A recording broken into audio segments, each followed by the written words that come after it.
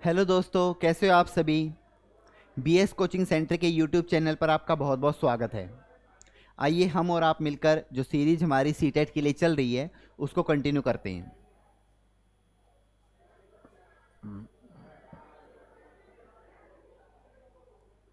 ये हमारा चैनल है और इसको आप लाइक कीजिए, सब्सक्राइब कीजिए, शेयर कीजिए सोशल मीडिया के ज़रिए।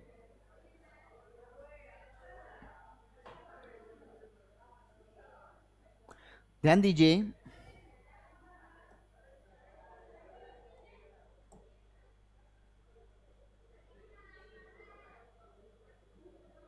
क्वेश्चन एक बार पढ़िए।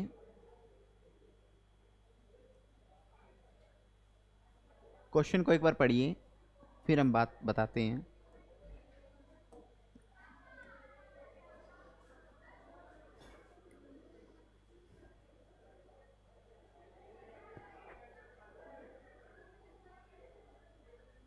ध्यान दीजिए, तवा तवा जलाशय क्षेत्र के स्थानीय लोगों ने 1990 के दशक में अपनी आजीविका से संबंधित किस अधिकार की मांग की। पहली बात तो तवा जलाशय क्षेत्र कहाँ है, ध्यान दीजिए। जब हम इंडिया का मैप देखते हैं तो आपको पता होगा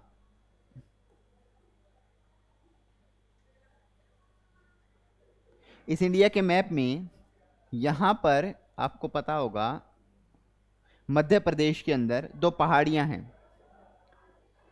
ये है विंध्याचल, ये सतपुड़ा है और ये मैकाल है। यहाँ से एक नदी निकलती है जिसका नाम है नर्मदा नदी, और नर्मदा के ही पास क्या है, तवा है। छोटी तवा इसकी सहायक नदी है। ठीक है, तो तवा जलाशय क्षेत्र इसका है। तो इसने कहा है कि बागवानी अधिकार नहीं, जब जलाशय है तो बागवानी की बात नहीं होगी। वाणिज्यिक वानिकी अधिकार ये भी नहीं होगा। खेती के अधिकार इसकी भी बात नहीं की गई थी क्योंकि ये आजीविका से संबंधित था। तो हाँ जी, मछली पकड़ने का अधिकार, क्योंकि ये सरकार के अंडर आ गया था और ये कहा गया था कि अगर मछली पकड़ने का जो अधिकार है हमें मिल जाएगा तो हम यहाँ पर अपना सर्वाइवल कर पाएंगे। ठीक है, नेक्स्ट देखिए। नेक्स्ट देखिए भाई।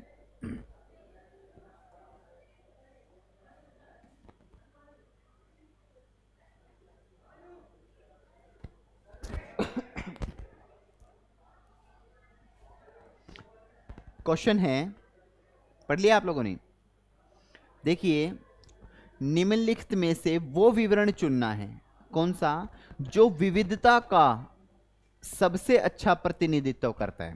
मतलब इसके जरिए हम ये कह सकते हैं कि विविधता वाली बात यहां पर सबसे ज्यादा आएगी। तो किसे ये कह रहे हैं कि जब दो लोगों के बीच में मतभेदों को स्वीकार करते हैं तो विविधता कहाँ आती है। ये तो विविधता और खतरनाक हो गई।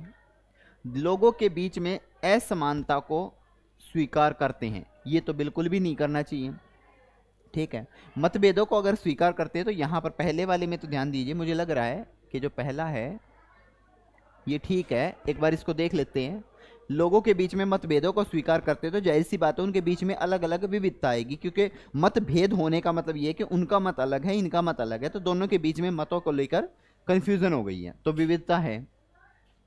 ये असमानता को स्वीकार करते, अगर स्वीकार करते तो असमानता कहाँ हुई, वो तो मिल गए, तो मतभेद नहीं हुए।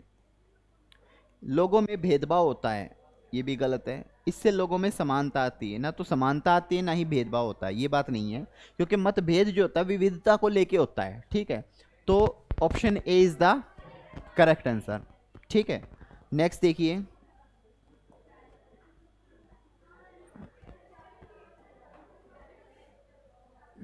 एक सेकंड में इसको थोड़ा सा जूम कर देता हूं ताकि आपको चीजें क्लियरली समझ आए।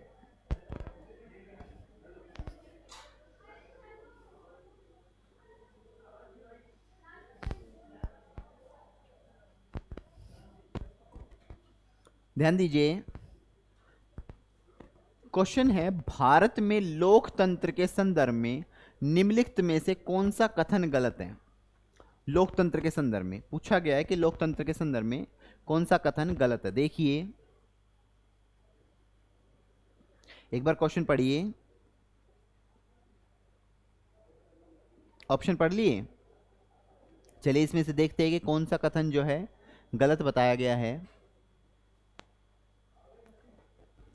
भारत में लोग सरकार के कामकाज में अप्रत्यक्ष रूप से भाग लेते हैं, ये बात तो सही है। ठीक है, ये बात तो सही बताई गई है।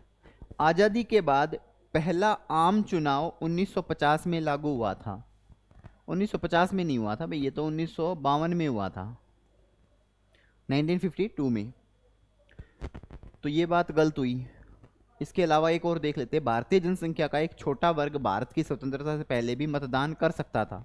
हाँ बिल्कुल, रियासतें कर सकती थी, ठीक है, और बहुत सारे लोग थे जो कर सकते थे। भारत ने स्वतंत्रता के बाद प्रतिनिधि लोकतंत्र को अपनाया, बिल्कुल सही बात है, ये भी ठीक है। Option B is the correct answer, ठीक है, ऑप्शन बी हमारा करेक्ट है। नेक्स्ट देखिए, वेरी गुड। क्वेश्चन देखिए भाई, ग्राम पंचायत से संबंधित क्वेश्चन है।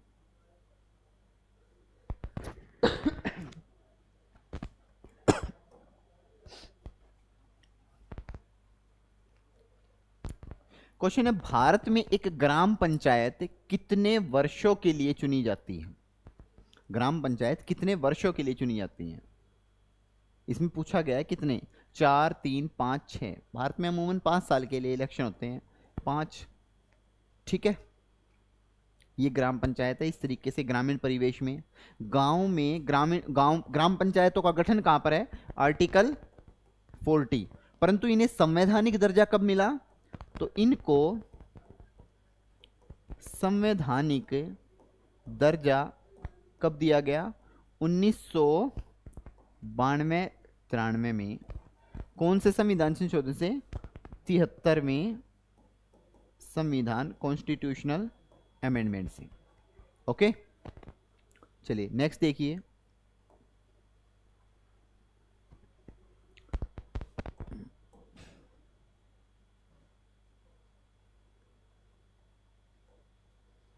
नेक्स्ट देखिए भाई,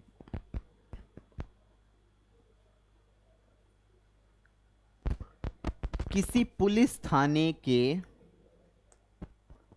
प्रभारी यानी कि इंचार्ज ऑफ पुलिस स्टेशन का पद क्या होता है? विशेष कर्तव्य अधिकारी? नहीं। गृह निरीक्षक? नहीं। स्टेशन हाउस अधिकारी? हाँ, इसको एसएचओ बोलते हैं भाई, स्टेशन हाउस ऑफिसर। पुलिस अधीक्षक? नहीं। Option C is the correct answer, ठीक है, ओके। ऑप्शन सी जो है हमारा इसका करेक्ट आंसर होगा। नेक्स्ट देखिए भाई,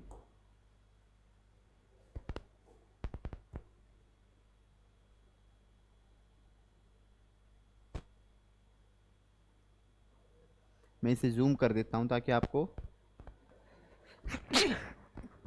सॉरी,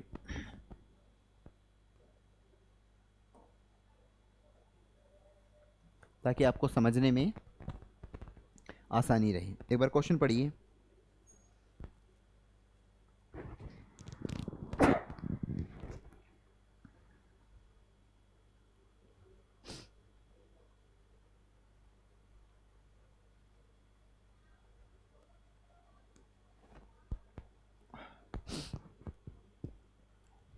पढ़ लिया भाई? देखिए क्वेश्चन है, 2005 में हिंदू उत्तराधिकार अधिनियम, साल 2005 में जो हिंदू उत्तराधिकार अधिनियम है उसमें किए गए संशोधन में निम्नलिखित में से किसके लिए प्रावधान किया गया? क्या बात थी जिसमें प्रावधान किया गया है? 2005 का जो हिंदू उत्तराधिकार अधिनियम था, उत्तराधिकार यानी कि बच्चों के संतानों से रिलेटेड है। तो देखिए, विवाह को नियंत्रित करने वाले विशेष कानून रखने का हिंदू समुदाय का अधिकार। गलत, ये तो नहीं था भाई, क्योंकि विवाह को नियंत्रित करने के लिए हिंदू समुदाय इस तरह का कोई कानून नहीं बनाएंगे। तलाक के बाद मुआवजा देने से खुद को बचाने का पुरुषों का अधिकार, ये भी गलत। अल्पसंख्यक समुदायों को धार्मिक स्कूल खोलने का अधिकार, ये तो मौलिक अधिकारों के अंदर दिखाई गया है, आर्टिकल 25 से लेकर आपके 28 में। और अल्पसंख्यकों के लिए तो आप देखिए 29 और 30 के अंदर ये बताई गई है, तो यहाँ तो नहीं होगा। 40 क्या है? पारिवारिक संपत्ति में महिलाओं को बराबर का हिस्सा पाने का अधिकार, ये ठीक है। ऑप्शन डी जो है वो आपका करेक्ट है, ठीक है, ओके। नेक्स्ट देखिए भाई,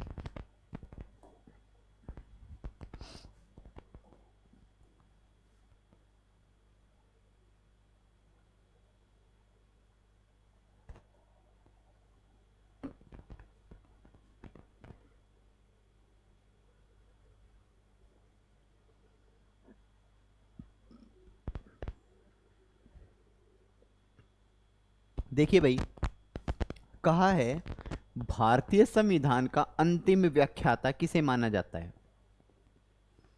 ठीक है, कि भाई लास्ट में कौन इंटरप्रेटर होगा। न्यायपालिका बिल्कुल, अटॉर्नी जनरल नहीं, भारत के राष्ट्रपति नहीं, संसद नहीं। आपको पता होना चाहिए कि जो लोकतंत्र है, जो आपका लोकतंत्र है, उसके 3 पिलर हैं बेसिकली, जिसमें एक है आपका विधायिका, एक है आपका कार्यपालिका, और एक है आपका न्यायपालिका।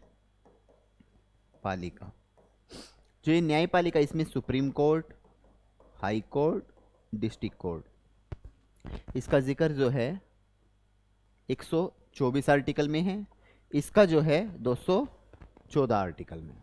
नोट कीजिए।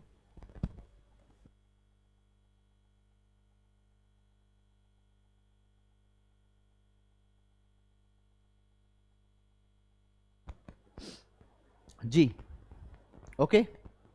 नेक्स्ट देखिए, इसका ऑप्शन है न्यायपालिका, जुडिशरी। नेक्स्ट देखिए,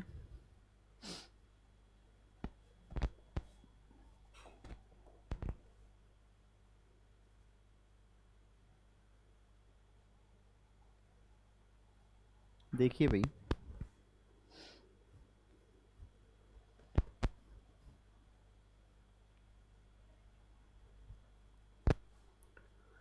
अत्याचार निवारण अधिनियम 1989, अत्याचार निवारण अधिनियम है 1989, निम्नलिखित में से किस समुदाय को न्याय प्रदान करने के लिए अधिनियमित किया गया है, कि किसको मिलेगा ये इन्हें। ठीक है, इन्होंने कहा आदिवासी और दलित, केवल अल्पसंख्यक। मैंने कल भी कहा था केवल शब्द जहां पर आ जाए गलत होगा। दलित और अल्पसंख्यक ये भी गलत है। ठीक है, क्योंकि अल्पसंख्यक कौन होते हैं किसी को नहीं पता होता। दलित खुद अल्पसंख्यक हो सकते हैं, इसके अलावा किसको जोड़ दे अल्पसंख्यक नहीं पता। अल्पसंख्यक और आदिवासी नहीं। और ये अत्याचार निवारण है, तो आदिवासी और दलित इनकी परफेक्ट डेफिनेशन हो गई, इसलिए क्या कहा जाएगा, आदिवासी और दलित को कहा जाएगा।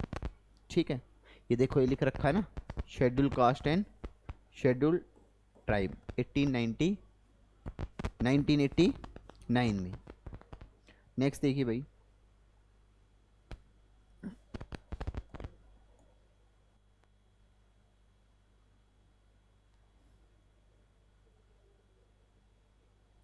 एक बार क्वेश्चन पढ़िए।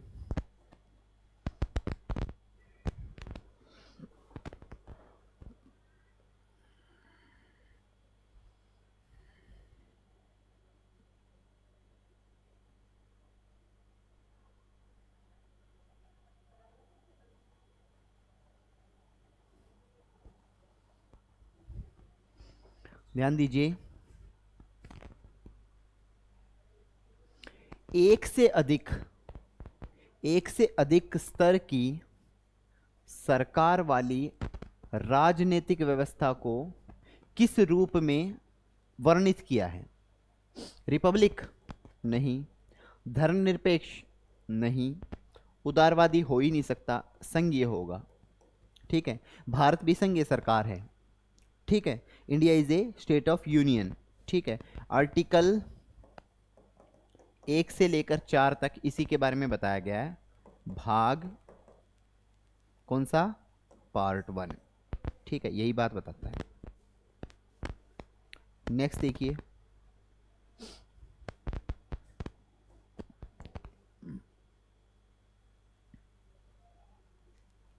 ध्यान से पढ़िए।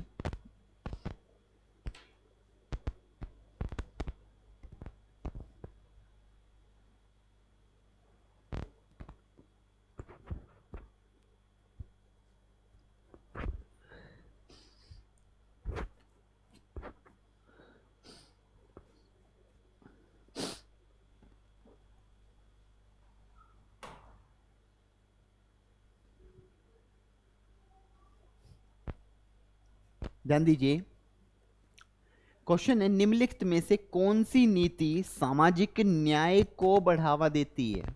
समाज के न्याय को बढ़ावा देने वाली कौन सी है भाई।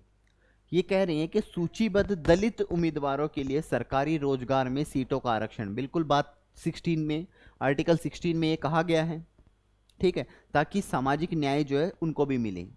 ये बात बिल्कुल सही है। न्यूनतम मजदूरी अधिनियमित लागू करना, ये भी ठीक है, कम से कम मजदूरी मिले ताकि लोगों को ये ना लगे भाई हमारा शोषण हो रहा है, हमें कुछ मिल नहीं रहा है। तो ए और बी दोनों ही हमारे ऑप्शन ठीक हैं, ठीक है, आंसर जो है ऑप्शन ए होगा। नेक्स्ट देखिए, बढ़े आगे, इसको देखिए भाई,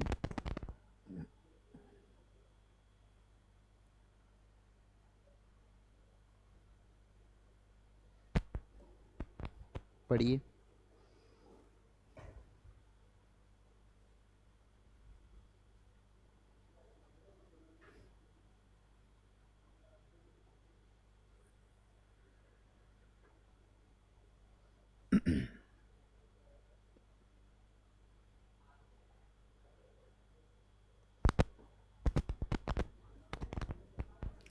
देखिए, नई दिल्ली की वास्तुकला, जब हम नई दिल्ली की बात करते हैं तो एडविन लुटियंस का नाम जरूर आता है। वास्तुकला पर चर्चा में एक शिक्षक को चर्चा पर ध्यान केंद्रित करना चाहिए। किस पर, किस चर्चा पर, ठीक है, किस चर्चा पर बात कर रही है? एक्चुअली जो पुरानी दिल्ली थी वो तो मुगलों ने बसाई थी, ठीक है, या फिर दिल्ली सल्तनत के टाइम पर। नई दिल्ली में जो भी काम किया वो ब्रिटिशर्स ने किया, एडविन लुटियंस ने खास तौर से। जो संसद भवन है उसका निर्माण, उसका डिज़ाइन जो है उसी ने बनाया था, ठीक है। तो ये जो सारी चीज़ें देख पा रहे हैं ना आप, लाल किला हो गया, ये राष्ट्रपति हाउस हो गया, ये हुमायूं का मकबरा, इंडिया गेट, और आपका ये मंदिर जो है अक्षरधाम, ये सारी चीज़ें, ठीक है। तो इसने कहा है कि क्या बताएंगे हम, क्या पुरानी दिल्ली की तुलना में इसकी शैली की श्रेष्ठता बताएंगे? नहीं, ये नहीं बताएंगे। इसने कैसे ब्रिटिश महत्व पर जोर दिया, ये बात इंपॉर्टेंट है कि ब्रिटिशर्स ने अपने आप को ये कहा हम ही बेस्ट हैं, हमने ये किया, हमने वो किया, इस पर जोर दिया और भय की भावना पैदा की। तो ऑप्शन बी जो है इसमें करेक्ट है। एक और देख लेते हैं, पर्यटक इमारतों को कैसे देखते हैं? नहीं, ये भी बात नहीं है। और इमारतों को दूरी से कैसे देखें, ये तो मतलब ही नहीं है। ये तो ऑप्शन ही ऐसे है जिनको गलत किया जा सकता है। ऑप्शन ए और बी की बात है, ठीक है। नेक्स्ट कीजिए।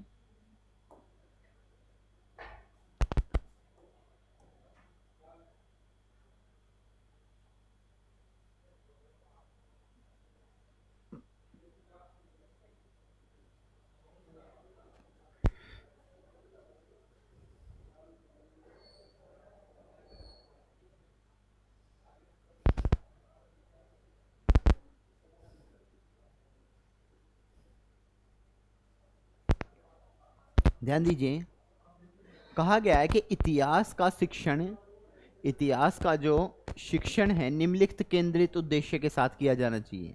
कौन से केंद्रित उद्देश्य के साथ किया जाना चाहिए? उन मुद्दों की पहचान करना जो वर्तमान में प्रासंगिक हैं।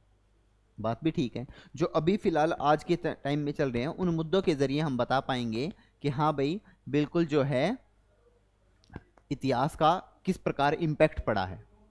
शिक्षार्थियों की प्रदर्शन क्षमताओं का विकास करना, वो तो देखो विकास तो साथ साथ होता रहता है। पढ़ाई एक ऐसी चीज होती है जो धीरे धीरे क्षमताओं का विकास कर देती है। अतीत में जो हुआ उसे प्रसारित करना, ये भी नहीं। यह याद रखना कि अतीत में यह कैसे हुआ था, ये भी नहीं, ठीक है। तो ए ऑप्शन जो है करेक्ट आंसर है। नेक्स्ट देखिए,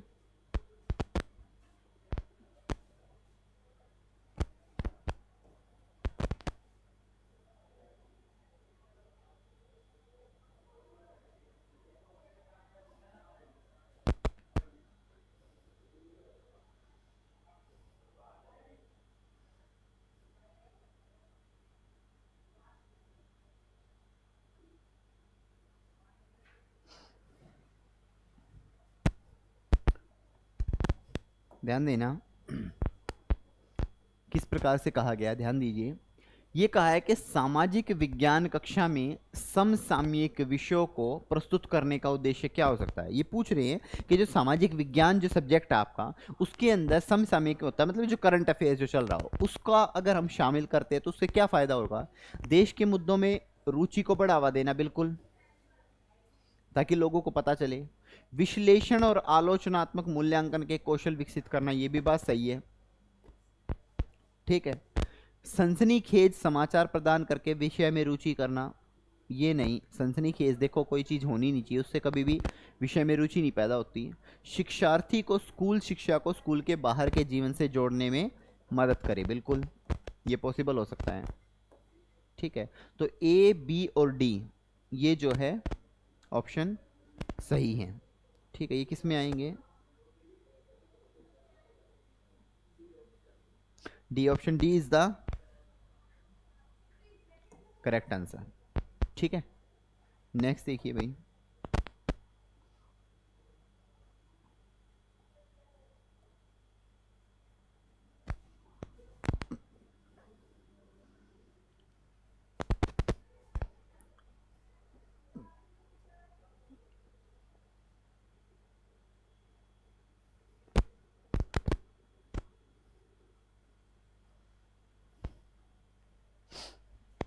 देखिए भाई, क्वेश्चन क्या कह रहा है एक बार देखिए। इन्होंने कहा है कि सामाजिक विज्ञान कक्षा में, सामाजिक विज्ञान की कक्षा में, इधर से, सामाजिक विज्ञान की कक्षा में समानता पर चर्चा का उद्देश्य क्या होना चाहिए? किस विषय पर यह चर्चा होनी चाहिए? ठीक है, पहली बात तो विद्यार्थियों के साथ गरिमा के मुद्दे को संबोधित करें, बिल्कुल ठीक बात है। शिक्षार्थियों को सभी का सम्मान करने के प्रति संवेदनशील बनाना बहुत जरूरी है। कई बार हमें देखते हैं कि हम पारिवारिक माहौल या आपसी रंजिश के कारण लोगों का सम्मान नहीं करते, ये गलत है। संविधान में निहित मूल्यों पर निर्माण करना, निहित मूल्यों पर निर्माण तो किया जाए लेकिन संविधान समझ में भी तो आना चाहिए। हम बात समानता ही कर रहे हैं तो आर्टिकल 14 से लेकर 18 तक की बात है, ये पता होगा तभी तो हो पाएगा, तो इसमें नहीं है। दूसरा, समझाए कि सभी मतभेद असमानता की ओर लेके जाते हैं, ये बड़ा इंपॉर्टेंट पॉइंट है भाई। ठीक है, तो सी ऑप्शन को नहीं करेंगे, ऑप्शन डी, ए बी और डी। ठीक है, हाँ जी यहाँ पर है ये, option C is the correct answer. ठीक है, नेक्स्ट देखिए, नेक्स्ट देखिए भाई।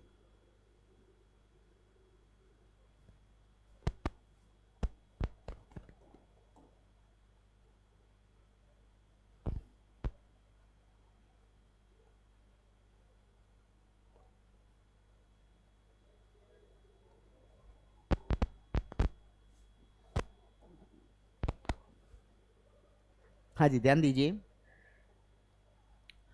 कक्षा और समाज में मौजूद विविधता, कक्षा और समाज में, देखना ये साफ दिखाई दे रहा है या नहीं दिखाई दे रहा?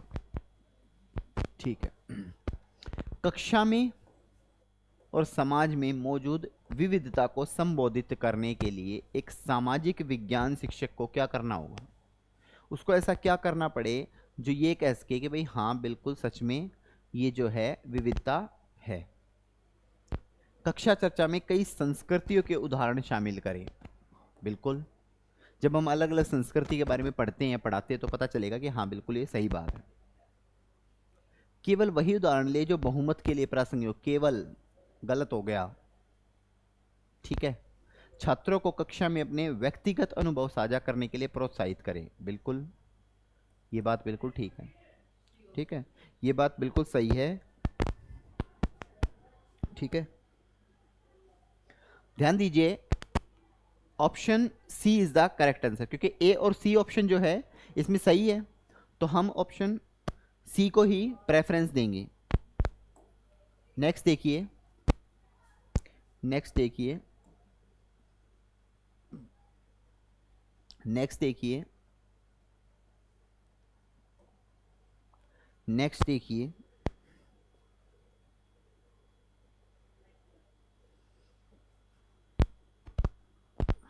पढ़िए जरा इसे।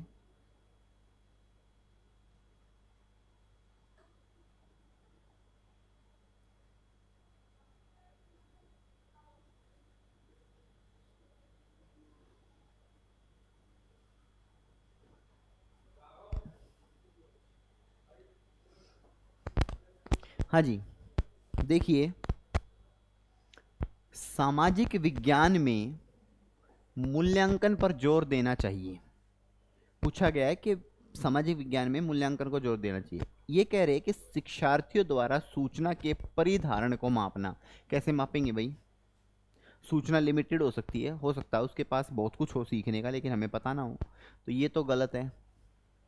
शिक्षार्थियों की अपने सीखने को विभिन्न जीवन स्थितियों में विस्तारित करने की क्षमता का मूल्यांकन, ये हो सकता है, यही होगा।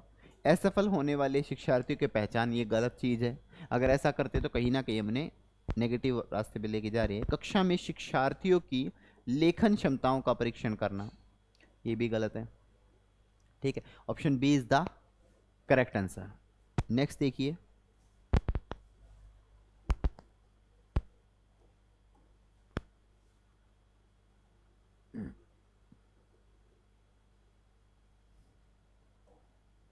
कुछ क्वेश्चंस ऐसे होंगे जिनको डायरेक्ट आपको याद ही करना पड़ेगा, जिसमें क्या है, चीज़ें ऐसी होती है जिसमें फैक्ट्स ज़्यादा होते हैं, तो उन फैक्ट्स को आपको डायरेक्ट याद ही करना पड़ेगा, बताना पड़ेगा कि क्या वो कह रहे हैं, उसको समझना पड़ेगा।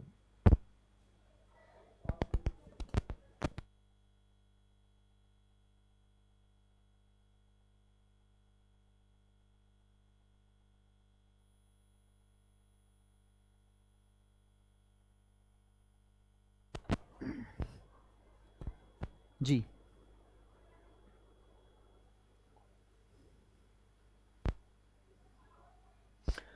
द्वितीयक सोर्स का उदाहरण, दूसरे सोर्स का उदाहरण हमें बताना है। ठीक है, कौन सा एग्जाम्पल है जो सेकेंडरी का? भारत का संविधान नहीं,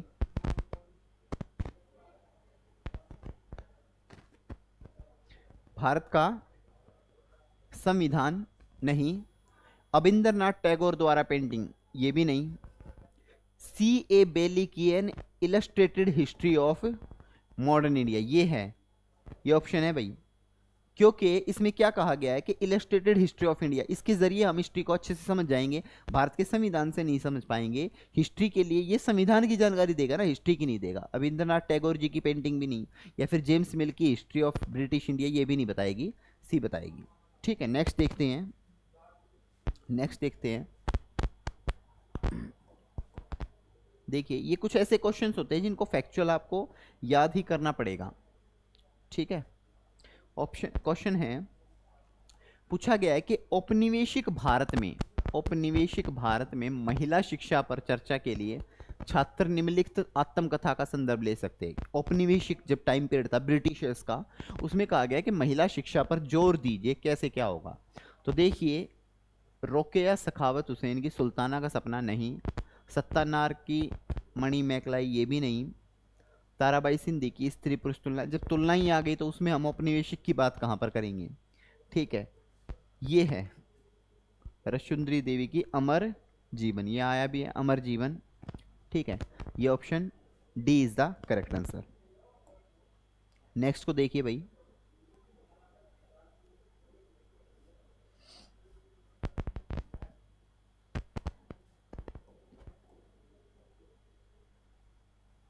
देखिए क्वेश्चन है, क्वेश्चन का क्या रहा है, भारत के शिक्षण में निम्नलिखित मुद्दों पे संबंधित दृष्टिकोण विकसित होना चाहिए, कि भाई किन मुद्दों के ऊपर दृष्टिकोण होना चाहिए।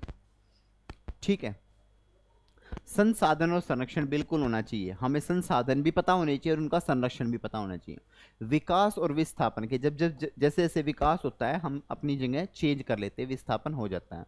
विविधता में एकता की चुनौतियां, ये अभी नहीं, मानव विकास हो सकता है।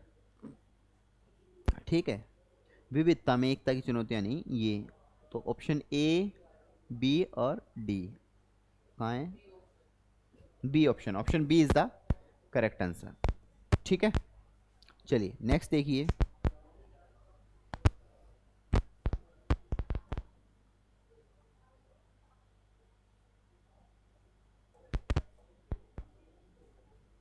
देखिए भाई पढ़िए, एक सक्रिय सामाजिक विज्ञान कक्षा शिक्षार्थियों को क्या प्रोत्साहित करेगी? अगर कोई एक्टिवली हम सोशल साइंस को अप्लाई करवा रहे हैं तो क्या हमें प्रोत्साहित करेगी, कैसे पता चलेगा? व्याख्यान सुने और जो साझा किया जा रहा है उस पर भरोसा करें, नहीं। चुनौतीपूर्ण परियोजनाओं में भाग लें, वेरी गुड, ये ऑप्शन हो सकता है कि हमें चुनौतीपूर्ण पर काम करना पड़ेगा। चर्चाएं न्यूनतम रखें, नहीं। न्यूनतम क्यों, ज़्यादा से ज़्यादा चर्चा करनी चाहिए। पाठ्यक्रम पढ़ने पर ध्यान केंद्रित करें। अच्छा, सिर्फ पाठ्यक्रम पर बात की गई है तो ये भी नहीं होगा। Option B is the correct answer होगा, क्योंकि अगर हमें एक्टिवली सामाजिक विज्ञान को समझना है तो उसके लिए हमें प्रयास करना पड़ेगा। ठीक है, तो आइए दोस्तों, आज के हमारे जो 20 क्वेश्चंस थे वो यहीं पर समाप्त होते हैं। उम्मीद करता हूँ कि आपको ये चीज़ें पसंद आई होगी। हमारा प्रयास अगर आपको अच्छा लग रहा है तो प्लीज़ इस वीडियो को ज़्यादा से ज़्यादा शेयर कीजिए, इस चैनल को सब्सक्राइब कीजिए, लाइक कीजिए, शेयर कीजिए। Thank you so much. जय हिंद, जय भारत।